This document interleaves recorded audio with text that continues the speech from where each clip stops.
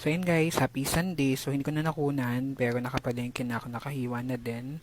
Ayan, so ginisa ko yung sibuyas, bawang, kamatis at buto-buto. So magluluto tayo ngayon ng sinigang na buto-buto na maasim. So ayun, may kasama din yung patis, paminta para malasa na agad. Ito nga pala yung mga ingredients. May tayong okra, siling haba, gabi, sinigang sa gabi. At meron din tayong kangkong. Ayan, green yung kangkong natin syempre. Kangkong ulit at isa pang kangkong. So sinigang na kangkong talaga to guys, hindi to sinigang na buto-buto. Ayan, so excited na tayong magluto. Ayun, naglagay na ako ng 3 and a half na water dun sa sa sukatan ko kanina. So naglagay din ako ng patis and then paminta. Ayan, so hihintayin lang natin itong kumulo for about 30 minutes to 40 minutes bago tayo maglagay ng gabi. Okay? So, iwan muna natin siya ulit dyan. Kunin ko lang yung takip. Takpan lang natin. See you later. Ayun. So, after 30 minutes, nagkulo-kulo na siya. Hinalo ko lang siya para lang, wala lang, gusto ko lang haluin. Ayan. Tapos, yan. After mga ilang minutes, nalagay ko na yung gabi. So, depende sa inyo kung gusto niyo siyang durugin or kung gusto niyo lang siyang buo. Ako gusto ko yung durog para at least mas malapot yung sabaw, mas masarap. Diba? So, ayan. Halo-halo lang natin. Yan yung gabi. 3 gabi pa din, guys. So, depende yan sa kung gaano karaming gabi yung gusto niyo. Yan. Tapos, ano bang susunod dito sa video na to? Nilagay ko na yung siling haba. Lalagay ko na din yung okra kasi malambot na yung gabi. And yung okra naman, 2 okra yan na hiniwa ko lang sa 2. And then, haluin lang natin. Tapos, papakuluan natin. Pagkakulo niyan, pwede natin ilagay yung siling haba. Ay, nilagay ko na pala kanina. Sinigang mix na sa gabi. So,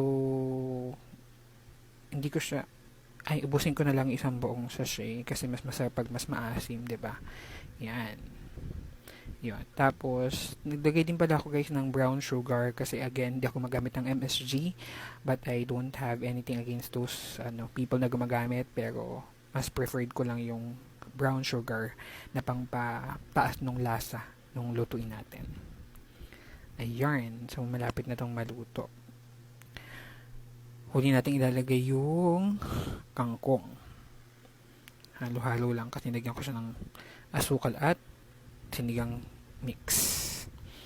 Yan, nilagay ko na pala yung natin, kangkong. So, nakita nyo, naging sinigang na kangkong na talaga siya. Mas maraming kangkong kaysa sa baboy. So, mas healthy. Ayun. So, ayan. Hintayin lang natin itong kumulo. Siguro isang kulo tama na kasi mas gusto ko yung crunchy.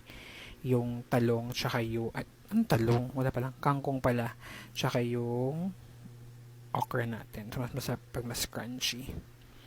Ayan. So, hintayin na natin tong maluto. Malapit na to. Konting-konti na lang. Diba? Hindi mo pa kalihalo ko ng halo eh. Yan. Hinahal ko talaga yung baboy eh. Kasi po kangkong na itong nasa ibabaw. Ayan. So, luto na siya. Isang malakas na kulo. And then, off na ni bakla. Ayan. Eto na siya, sinigang na buto-buto na madaming kangkong, gabi at kamatis. So, may patis tayo na may sili. Ayan.